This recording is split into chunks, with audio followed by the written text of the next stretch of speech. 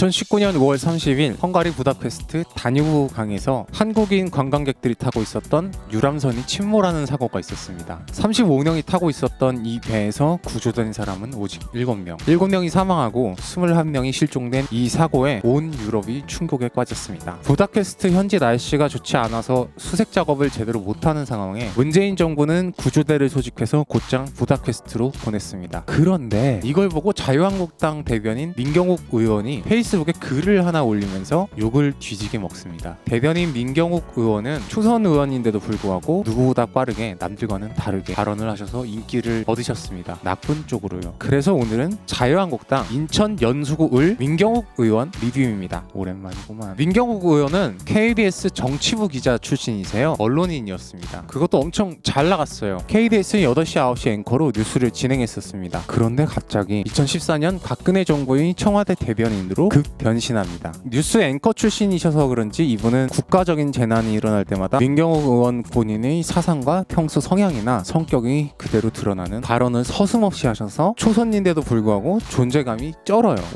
쩐다는 표현이 제일 맞는 그 최초로 존재감을 꿈꾸했던 사건은 아직도 수많은 사람들이 가슴 아픈 세월호 참사 때였습니다. 그때 서남수 교육부 총리가 세월호 빈소에 찾아가서 박준영 전남도지사와 함께 컵라면 먹방을 찍었습니다. 그날 서남수 총리가 세월호 빈소에 찾아가서 한 게 욕 먹은 거랑 라면 먹은 거밖에 없어요. 그래요, 뭐 죽을 맛이 배가 고파서 라면을 먹을 수도 있어요. 그런데 그 라면 먹은 테이블이 하필이면 의료용 테이블이었던 거예요. 그러니까 혹시 유가족 중에 누가 쓰러지거나 하면 대비하려고 만든 의료 테이블을 싹 치우고 거기서 라면을 먹은 겁니다. 이 서남수 총리가 요즘 조용해서 그렇지 치우는 걸로 유명하신 분이었어요. 고등학교 방문한다고 주차장을 싹 치우고 세로로 주차하셨던 바로 그분입니다. 교육부 총리라는 사람이 세월호 참사 당일에 의료 테이블을 치우고 라면이랑 쌍용 먹방을 하고 왔으니 정부에서 이제 변명을 해야 될 거 아니에요. 그래서 민경욱 청와대 대변인이 라면에 계란을 풀어 먹은 것도 아닌데 뭐 그리 난리냐 라는 식으로 기자에게 비공개 발언을 했습니다. 제가 한참 생각을 해봤는데 도대체 어떤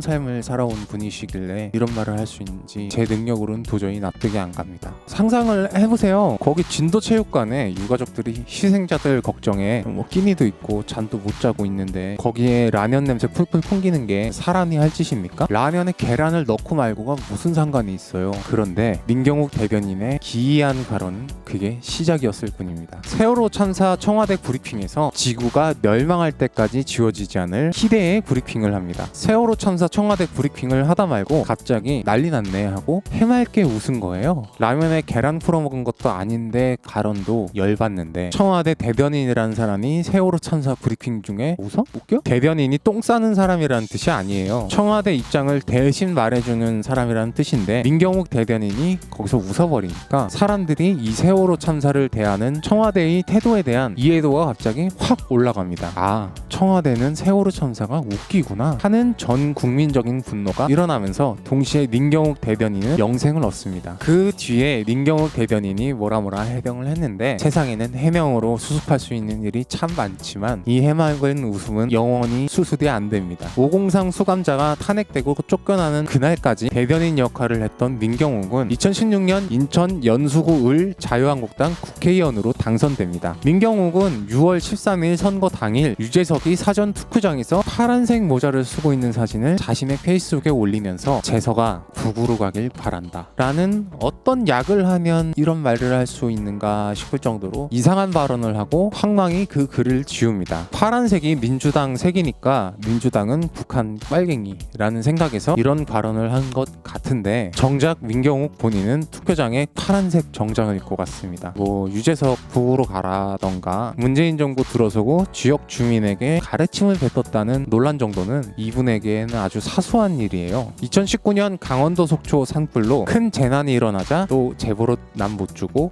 무슨 말이라도 해야 되는데 싶었는지 자신의 페이스북에 글을 씁니다. 왜 이렇게 산불이 많이 나냐 하는 글이었는데요. 이분은 도대체 어떤 삶을 살아온 분이길래 국가 재난을 보면 이렇게 참지 못하고 보통 사람은 상상하지도 못하는 방식의 사고를 하시는 건지 이것도 어떻게 보면 일종의 초능력이에요. 거의 뭐 어벤져스급 큰 산불이 나서 모두들 걱정하는 와중에 정부를 비판하는 것도 아니고 피해 입은 주민들을 걱정하는 것도 아니고 그냥 산불 많다, 짱 많이 난다 이런 글을 쓰니까 사람들이 재밌어? 산불 나니까 신나? 하는 비판을 했습니다. 했습니다. 욕을 먹으니까 글을 삭제하고 민경욱 의원은 그 뒤로 조용히 지내는 듯 보였습니다. 그런데 광주에서 있었던 5.18 추모식에 참가한 자유한국당 황교안 당대표와 김정숙 여사가 악수를 하지 않았던 일에 대해서 또 참지 못하고 한마디 합니다. 당시 황교안 당대표는 문재인 대통령과 악수를 했습니다. 김정숙 여사와 악수를 하지 않은 건 아무 의미도 없어요. 사실 그게 무슨 의미가 있어. 그런데 민경욱 대변인이 자신의 페이스북에 김정숙 여사가 황교안 대표와 악수를 하지 않은 건 유시민 이사장의 지령이었다 하는 발언을 합니다. 민경욱 자유한국당 대변인은 이 발언으로 대변인의 뜻을 거의 똥 싸는 사람으로 바꿀 뻔했습니다. 그리고 오늘도 국민적 참사를 그냥 지나가지 못하는 민경욱 대변인은 부다페스트 유람선 사고에 신속히 구조팀을 보내라고 한 문재인 대통령에게 골든타임이 3분인데 지구 반대편에 있는 헝가리의 구조팀을 신속하게 보내는 게 무슨 소용이냐는 글을 자신의 페이스북에 올렸습니다. 이게 무슨 뜻인지는 저도 잘 모르겠어요. 3분이 지나면 구조할 필요가 없다는 건지 아니면 구조대를 천천히 보내라는 건지 그냥 정부 요기하고 싶었던 건지 어쨌든 자유한국당 인천 연수구 을 민경욱 대변인의 발언들은 똥 쌀 때마다 생각이 납니다. 고양이 뉴스